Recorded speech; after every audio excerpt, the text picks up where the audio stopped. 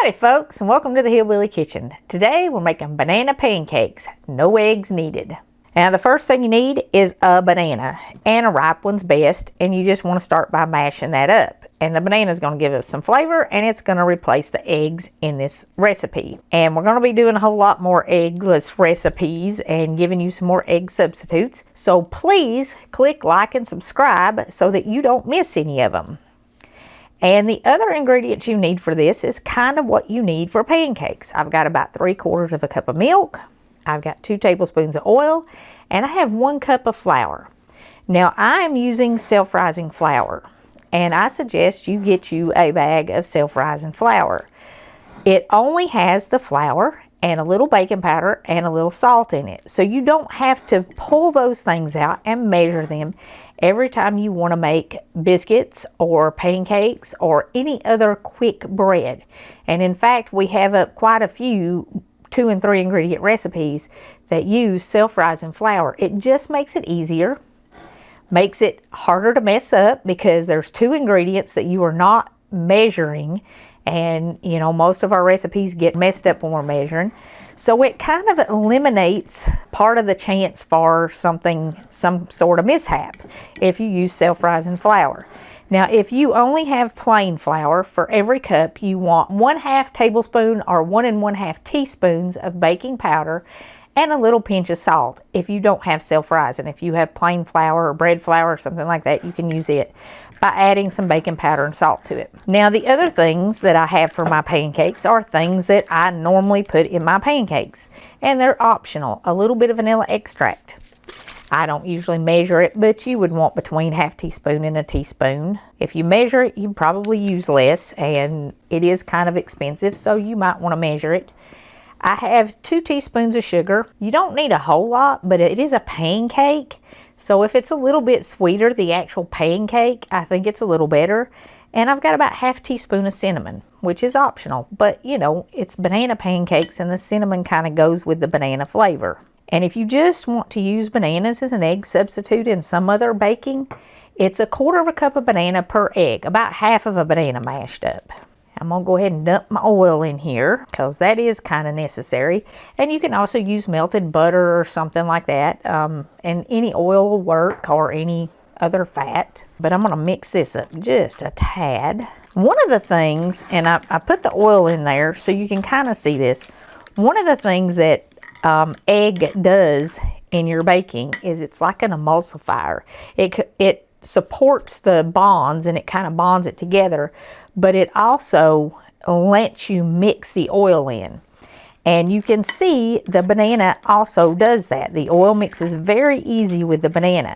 If you just try to mix oil and milk or oil and water, you're going to have a horrible time mixing it up. It's just not going to mix it. Oil and water don't mix.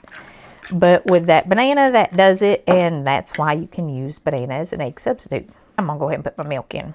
Not quite all of it. We might add some more of it. And that way you can kind of see how the oil does.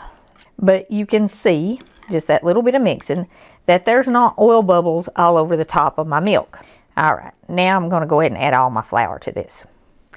Now, if you want a thick pancake, leave your batter thick, and it'll make a thick pancake. If you are cooking really thick pancakes, though, to get them done in the center, you're going to want to put a lid on them. You know, if you like them pancakes that are like 1 inch thick, just leave your dough really thick and spoon it in there, and it'll make a real thick pancake. You can add some pecans to this.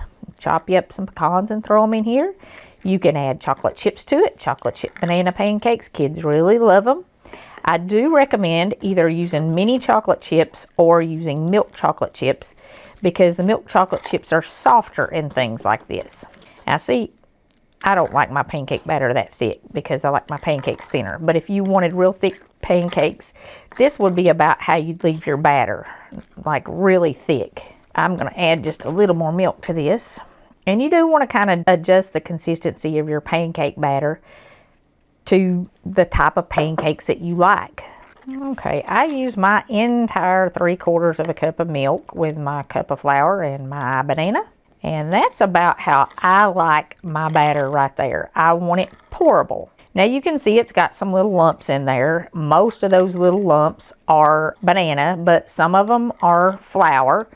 And when you're making pancakes, you don't have to mix your batter perfectly smooth. Pancake batter, and like if you were doing crepes though, the super thin pancakes that you roll up, you would want to get all those lumps out because they would leave bubbles in your crepes. But for pancakes, it's not really necessary. You just want to mix it up. Now here's another tip. Most people are going to tell you if you are cooking something or baking something with baking powder in it, you got to cook it immediately. Well, that is not true. I don't know how that got started because they're like, you know, the baking powder will go bad. No, it won't. And you know how when you're making pancakes, that first one is really flat and kind of ugly? That's because the batter did not have time to rest. If you let your batter rest just a little bit and preheat your pan really good, that first pancake will not be ugly. It'll look just like the last pancake. Quick breads really need a little bit of time to rest. So to cook these, we want to preheat our pan, and we're going to put just a little bit of butter in the pan, not a whole lot. And you don't really need to grease the pan between each pancake. And these cook just like any other pancake because there's oil in the pancake batter and it should not stick. But if it starts to stick, just do what I just did. Put the butter in the hot pan and then melt just a little bit and cook your pancake in that. You want to cook these on medium to medium low heat, and you're going to cook them till they're done in the middle and brown on both sides. And then just start adding your pancakes in. Now this batter has not sat here really long enough. You want to let it sit for at least 3 to 5 minutes. But I'm going to start making them anyway, and you'll kind of see what happens as we go along here. How they start to get thicker and more even and prettier. And the size you make them is totally up to you. Like I said, if you want them real thick, leave your batter thicker. If you want them real big, get a big skillet. And if I was cooking them for the kids, I would get out a griddle and put that on the stove so I could make 6 or 8 pancakes at one time. You can also top it with chocolate chips, pecans, sliced bananas. You can even heat the bananas in a pan with a little syrup or a little sugar and butter and put that over top of your pancakes. You know, just go crazy with them, have fun. And they are pancakes. You know, you can put anything on them that you can put on pancakes. But something else you can do with pancakes is you can make breakfast sandwiches. You can make bacon and stuff and do bacon, egg, and cheese, or do sausage, which again, we're getting into eggs. So if we're doing eggless pancakes, we're probably not going to be doing a breakfast sandwich with pancakes. But you could certainly use other breakfast sandwich items and make breakfast sandwiches with them. I asked recently in a live stream for everybody to leave me all of their egg substitutes, and we would do a video on all the different egg substitutes and what they were suitable for. So I'm going to ask again in the comment section. I will pin a comment, and I want everybody to leave me all of your egg substitutes for cooking and baking and things like that. And we will do one comprehensive video on all the egg substitutes and what they're for. So leave me all your ideas. I mean, I know about applesauce, of course, and applesauce pancakes are wonderful. We might do those even though we're already doing this. Keep in mind, though, when you're making breakfast, biscuits and gravy, don't take any eggs. You can make biscuits and gravy, and you don't need any eggs for that. We also have up a really easy 2-ingredient bread that does not need any eggs. You can check that out. And in fact, I'll do a playlist, and I will tag it or put it in the end cards of this video with all of our eggless breakfast, bread, and dessert videos. We do have up a wacky cake, which is a chocolate cake. It's from the 1940s, no eggs, because there was an egg shortage then too. And we have up poor man's cake, no eggs, also from the 40s, and there was an egg shortage. So we've got a lot of eggless videos for y'all. We'll get them all put in a playlist so you can check that out at the end of the video. I was talking to a friend the other day, and we were talking about maple syrup, and neither of us even tasted real maple syrup until we were adults, older adults. They had always had the jarred syrups, pancake syrups at the grocery store, but what we usually had, if we had pancake syrup, is we had homemade pancake syrup, which is 2 cups of sugar, 1 cup of water, and imitation maple flavoring. And you just cook that until it gets thick. And we might even do a video on that sometime if y'all are interested. It's not hard to make, and you can make any flavor of syrup like that with artificial flavors.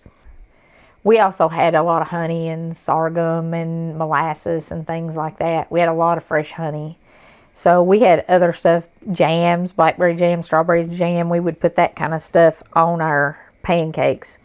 You do get some bubbles with these, but they close up really quick. When you do egg pancakes, you watch for the bubbles to pop and stay open. With these, they pop and then close back up. So if you watch really, really closely, you can see them pop, and when they start popping, it's time to flip them.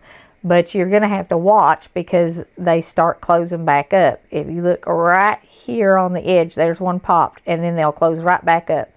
And now I got some over here popping and closing back up. Regular pancakes, they pop and they stay open. These do not. Don't know why, but because I have a lot popping now, it's probably time to flip this one.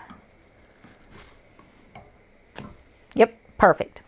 After the third pancake, they come out absolutely perfect, and they look like pancakes with eggs in them. I've been reading Exodus, and in Exodus 15, God has already delivered the Israelites out of Egypt. He's brought them through the Red Sea.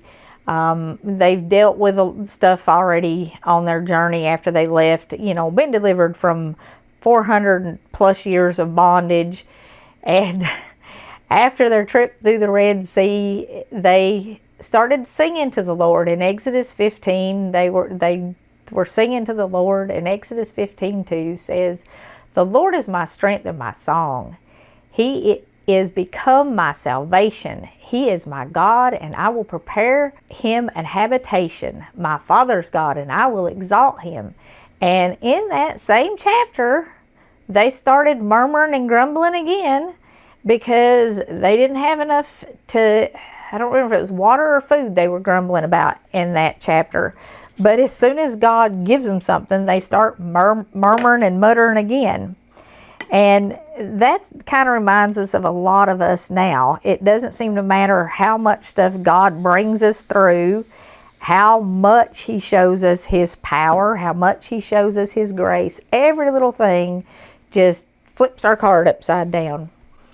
And I know there's a lot of stuff going on right now. We would not be wise to just bury our heads in the sand to everything that's going on. We need to pay attention a little bit.